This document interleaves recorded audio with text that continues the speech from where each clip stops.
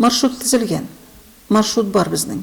Қазан жағынан біздің маршрут кете Күлбай Мыраса ауылынан тұтынып. Кылбай Мыраса, шул яклардағы ауыллар, Нурлат, Билер озеро, Кизлеу. Музей директоры һәм тарихчы буларак, Флора Мырзаханова Нурлат районы буенча шундый туристик маршрутлар тәкъдим итә. Булар безнең төбәкнең тарихи урыннары, районга килгән һәр кешегә сөйләрлек мәгълүмат һәм риваятлар җитәрлек биредә. Дом музей Кореева керек безгә. Аның бит инде үзенең торган урыны да бар, торган җырты да бар. Мамык тоже бик иске авыл инде ул, зур тарихы белән, бик богатый тариханың. Анда инде усадьба бар, действительно, статский советник Шульцның. Шунда мен бер проект язган идем, усадьба дигән проект ул. Кылбай Мыраса авылы Габдулла Кариев һәм Әхмәтзәки хәзрәт Сафиуллин исеме белән бәйле, әмма моннан тыш авыл тарихына бәйле фактлар да шактый. Габдулла Кариев музейы туристик маршрутның үзәге дип алсак, аның мөһимлеге буенча шундый ук дәрәҗәдәге тагын объектларыбыз күп әле безнең. Шул исәптән 100 елдан да артык тора торган мәчетебезне әйтеп китәр идем. Бу дин йорты безнең якташыбыз Әхмәтзәки хәзрәт турында хатирәләрне саклый. Һәм шулай юк әйтәсем килә.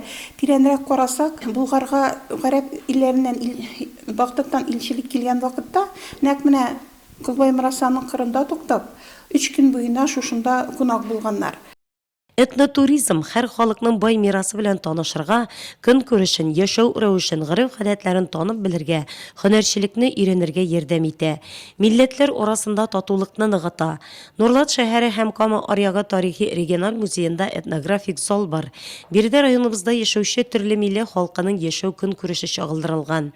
Музей хезмәткәрләре халыклар дуслыгы йортында да таджик, казак, үзбәк халкының тарихына багышланган музей почмаклары булдырга ниятли. Авыл туризмы әлегә безнең районда юк, әмма музей хезмәткәрләре белдергәнчә, туризмның бу юнәлешен үстерергә мөмкинлекләр бар. Күлбай Мырасага бик күп тоже возлагать икән идек надежда. Ник дисәң, анда агротуризмны развивать итеп предпринимательләр да бар. Анда бит инде музейбыз да бар. Дом музей Габдулла Кариевныкы булса, тагын да шәп булыр иде дип уйлап торабыз. Дөрнясевага.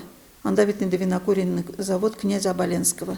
Ол бит инде бик князь Оболенскийның мельницасы да анда, допустим, винокуренный завод да анда, водяная мельница Аносова, инженера Аносова. Она перешла к князю Оболенскому. Шул Аносовның мельницасына үзенә бер ул инде ничек дип әйтим, золотая подкова кебек. Ул бик интересный урын. Мына анда этнографический туризм можно развивать. Агротуризм можно развивать.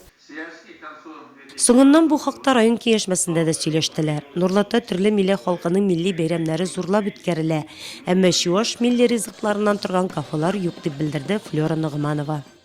Очень много здесь можно сообразить, подумать. Может, Кульбаев получится у нас в этом музее, если сделаем, то как раз на дороге у нас, это бы хорошо было, посещали бы, как раз там Болгар-Белярск дорога, очень хорошее место. Все надо сейчас продумать, хотя бы для себя еще внутренне что-то открыть. Шәһәрдәшләребез эчке туризмны үстерүгә ничек карый? Туристларга тәкъдим итәрлек нинди тарихи урыннар бар? Шу сораулар белән без шәһәрдәшләребезгә мөрәҗәгать иттек. У нас очень много замечательных мест, куда могут привлечь туристов внимание. Самый старинный это у нас вот постройка церкви. Да. Там она очень старинная церковь. Там даже внутри эти свечи горят. Там света У них нет нету. света, у них, да, у них даже все на свечах еще. Осталось по старинному. Нурлат районы бай мираслы төбәк. Шуңа да бәлки киләчәктә Болгар Биләр җиренә килүче туристларга да Нурлат районының тарихи урыннарын карау мөмкинлеге булыр.